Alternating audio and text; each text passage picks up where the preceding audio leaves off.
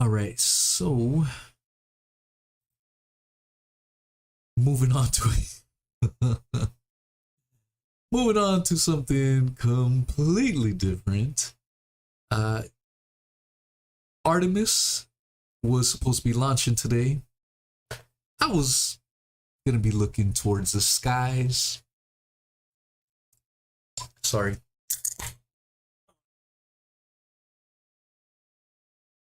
And looking for this heroic launch and whatnot. Where was it? And it got canceled. And it's not the first time it's been canceled. Many issues. And I don't want to get into too much, but if you follow me on Twitter, you will clearly see where I stand on the whole NASA deal. So follow me on Twitter. Retweet and like. Shout out to Marion G for those awesome likes and retweets. Shout out to Secret Squirrel for rocking the logos. Miss T always kicking ass. So much love to all those people. Ross, hell yeah. But yeah, there's the podcast Twitter on your screens. It's in the description. Follow, like, retweet my fellas and fellowettes. But I did a podcast not too long ago with Bart Sabrell. He is a person who was punched by Buzz Aldrin and kicked by another astronaut. And we went deep. If you are still into the NASA is official and everything is correct, that's a podcast I would encourage you to listen to. Check it out. Find it on Odysee, the video. I did put images to it. Good stuff there. But yeah, moving on. I just wanted to preface this before I go into the NASA Operation Paperclip NASA deal. Alexa, shut up. Sorry. Goddamn, FBI is after me. I'm telling you. All right. NASA calls off its Artemis 1 moon rocket launch due to a hydrogen leak. This is by William Harwood. Harwood. Drop the D. D's nuts. All right. NASA scrubbed its second attempt to launch its Artemis 1 test flight on a long-awaited mission to send an unpiloted Orion crew capsule on a 37 trip around the moon and back. With a forecast calling for a 60% chance of favorable weather, engineers began fueling the Space Launch System rocket at around 6 a.m. Eastern Saturday, setting the stage for blastoff at 2:17 p.m., the opening of a 2-hour window. The Saturday launch, however, was canceled due to a hydrogen leak. The decision was announced at 11:18 Eastern, about 25 minutes after the team recommended no-go for launch. Launch was initially scheduled for Monday morning, but NASA ran into problems during fueling, forcing the agency to scrub just as the launch window was opening. The SLS rocket, the most powerful booster NASA and its contractors have ever built, allegedly, has 489 launch commit criteria that have to be met to permit a liftoff. We've got a whole host of things that could cause us not to get off at any given day. Mission manager Mike Serafin told reporters at a Thursday evening news conference. There's no guarantee we're going to get off on Saturday, but we are going to show up and we're going to try and we're going to give it our best. That's what he says.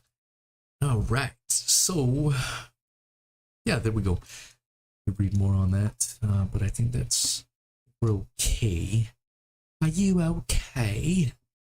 What the fuck is going on, man? I think my computer got an exorcism. All right. So there. I'm sorry. Okay, let me find some other stuff. I do have some other stuff. Yeah, it's there's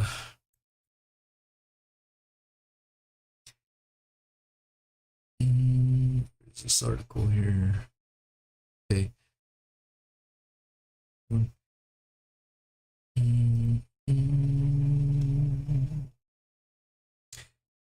Yeah, it's the fact that NASA's having all this trouble and blah blah blah.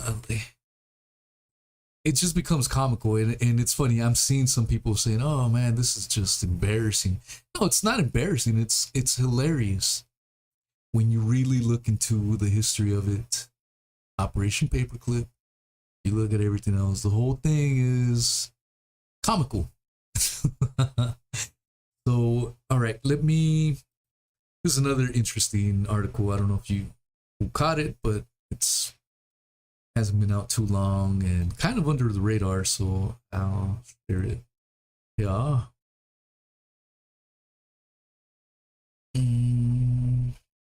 All right. Pause this business. Pause. Come on, seat cleaner. There we go. All right. So Anne Heche was trapped in an LA crash inferno for 45 minutes. Records reveal. This is by Snezhina Barbarov, I believe. September 2nd, 2022. Anne Heche was burning alive and choking on smoke for 45 minutes in her crashed car inside a burning Los Angeles home before rescuers could start first aid. Newly revealed records show. The startling data obtained by NBC Los Angeles showed it took firefighters 25 minutes to locate Heche trapped inside her mangled car in the inferno, and another 20 minutes to pull her to safety. Heche, 53, was driving her Mini Cooper on August 5th when she slammed into a home in the Mar Vista section of LA, sparking the blaze. Given the heavy fire and smoke conditions, it wasn't that you could clearly see into the vehicle or clearly be able to access it, Deputy Fire Chief Richard Fields told the outlet. The Emmy-winning actress was taken off life support and declared dead 9 days after the fire crash. The Los Angeles County Medical Examiner determined Donnie Brasco star died of smoke inhalation and thermal injuries. Her death was ruled an accident, quote, is what I'm going to put onto that. According to the radio records released to NBC Los Angeles, under the California Records Act, the first fire engine responded to the fire crash at 11:01 a.m., 5 minutes after Heche lost control of her car and plowed into the private home. An emergency dispatcher radioed there was a person stuck inside the vehicle, but arriving paramedics were initially directed to treat a woman found injured in the home, not the driver of the Mini Cooper. At 11:18, firefighters reported there were no other patients at the scene. 4 minutes later, a commander asked about the status of the driver, subsequently identified as Heche. At 11:25, a firefighter reported he'd found Heche, but that she was inaccessible at this time because she'd been pushed up against the floorboard, the document showed. After determining Heche was alive, firefighters brought in a tow truck to pull her Mini Cooper with the actress still inside out of the home. Heche was finally taken out of the car at 11:49 and rushed first to Ronald Reagan UCLA Medical Center before being transferred to the Grossman Burn Center at the West Hills Hospital. They couldn't figure that out beforehand. Fire officials claimed even if Heche had been found immediately when the first units arrived, they likely would not have been able to rescue her for at least another 30 minutes because of the blaze raging inside the house. Fields insisted firefighters did all they could to try to locate Heche in the car. Our firefighters were doing everything, he said, including slamming Anne Heche back upon the gurney as she stood up, as we all saw. From start to finish, it took firefighters 65 minutes to fully extinguish the inferno. So that is the official report. Many of you have seen the video of Miss Haish getting carried away in the gurney, and she sits up. I am a former basic life support trainee, former firefighter. In car accidents, one of your priorities is C-spine stabilization, meaning you put a collar on that person so that they're not moving and whatnot. For Anne Heche to sit up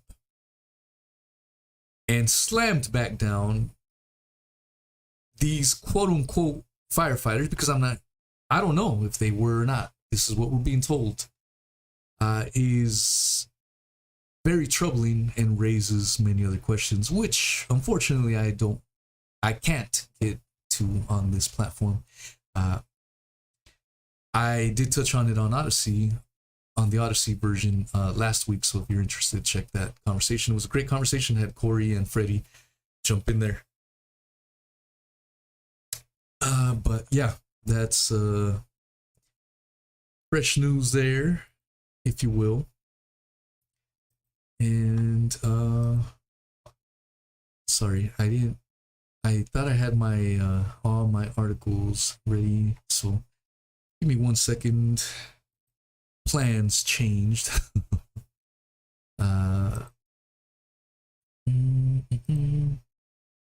There was a funny article that I did have in mind, and I didn't set it up. So, just 1 second here as I get in and drink some beer, you know what I'm saying? All right, where are my articles?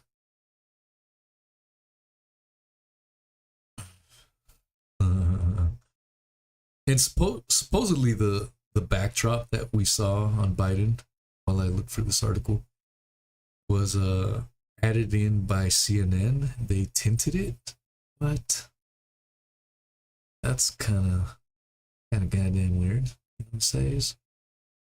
It was a funny ass article, but now I'm in a grind and trying to fix it. Also, if you are on Rockfin,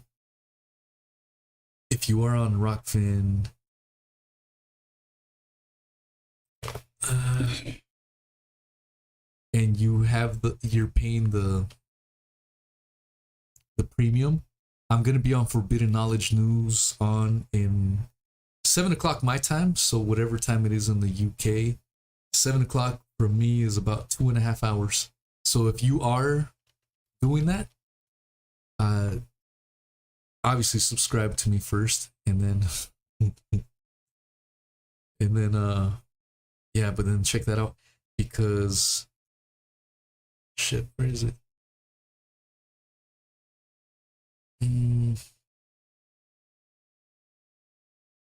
Sorry, I'm lost. I'm trying to find this article here that I had. But yeah, I'm gonna be on Forbidden Knowledge News Network in a couple of hours. That's why I'm not sure if I'm going to be doing an Odysee version or not.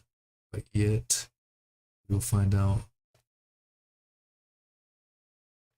Well, I can't find the article that I wanted to, but this one may have to do.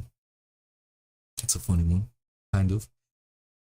Maybe some people might get excited. Maybe some people will get grossed out. I don't know, but viewer discretion is advised. Oh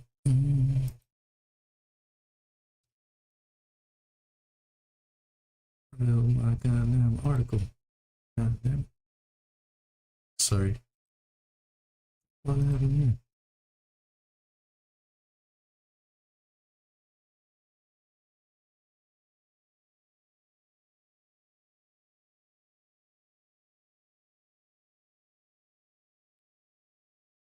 That I had all this shit set up and it's not. Okay, there we go.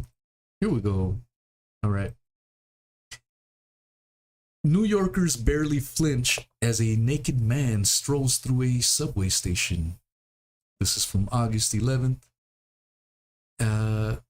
written by Tina Moore in the house and Mark Longarello.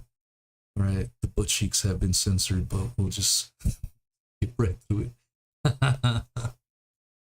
It's just another day in the naked city. New Yorkers barely flinched Thursday as a naked man wearing nothing but dress socks strolled through a Manhattan subway station onto the street, according to new photos. Jaded strap hangers,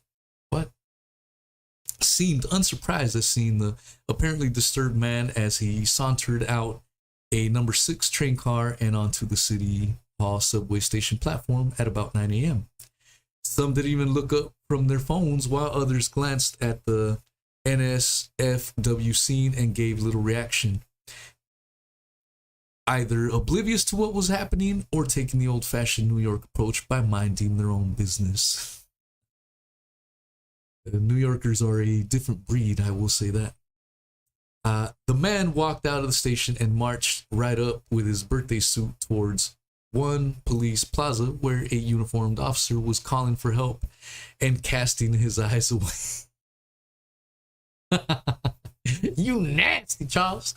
The unidentified man was taken to Bellevue Hospital for examination. A police spokesperson said no further details were available. So, you can see his eyeballs there. I don't know how far. Oh, it's censored. Oh, damn. All right. Well, New York Post in the house. All right. So there you have it. Funny article. But can you imagine being on the goddamn subway and you get the old fruit basket thrown your way? What do you do? So there we have it. That is another show of Wheezy's Weekend Windup. Thank you guys for joining me. And I don't know if I want to. I don't know. You guys want to do an Odysee? Sorry, I burped. I feel like going down the subway now. Butt ass naked. Swing it from side to side, you know what I'm saying? Give me some hands if you guys want to do Odysee. Otherwise, it's fine. No big deal. Because I could only do a short one anyways. Because I have to do that Forbidden Knowledge. Forbidden Hangout later on. So all right. Am I even streaming? I think we are.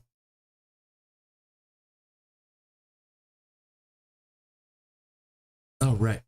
It looks like people are having streaming issues, so we'll just cut this short.